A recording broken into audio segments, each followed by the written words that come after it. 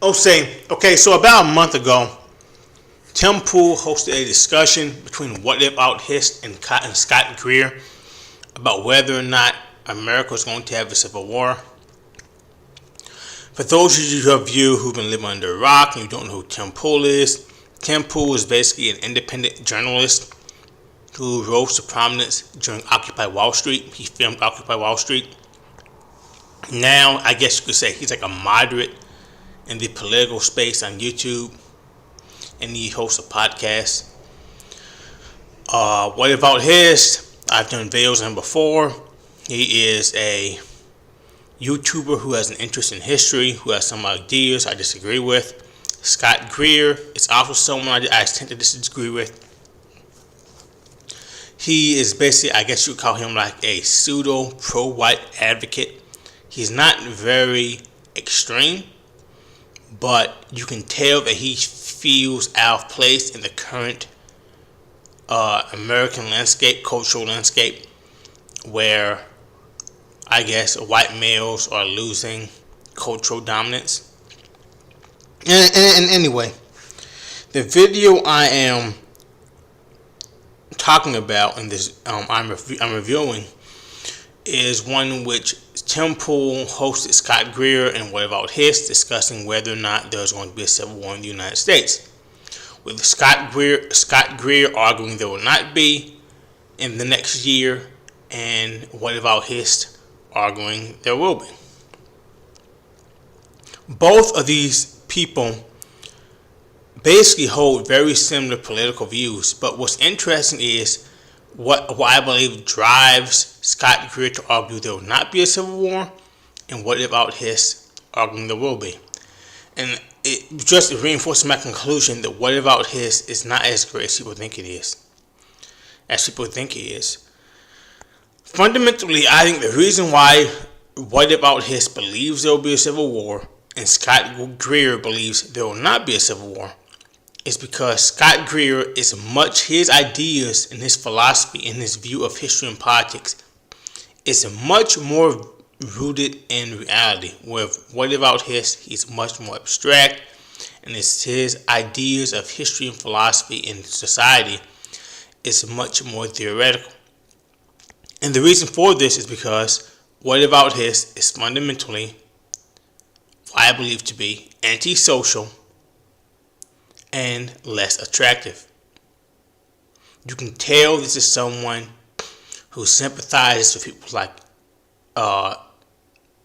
sympathizes with men on the outskirts of society because he himself exists on the fringes of society, on the outskirts of society.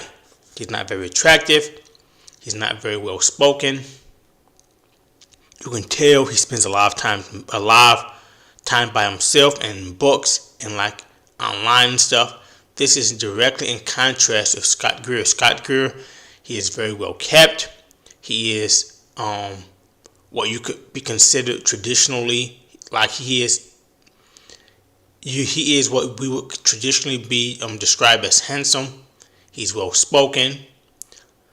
He seems to be from an upper middle class background. He's college educated. I believe it was like Ivy League or like second rate Ivy League educated.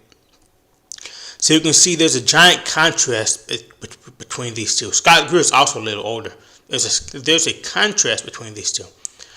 And Scott Greer, his ideas are much more rooted in reality, whereas Whatifalthist, I think fundamentally he wants there to be a civil war because he feels out of place in society. He feels weak and defenseless. And he wants there to be a civil war because he fundamentally believes there's no place for him in modern American society.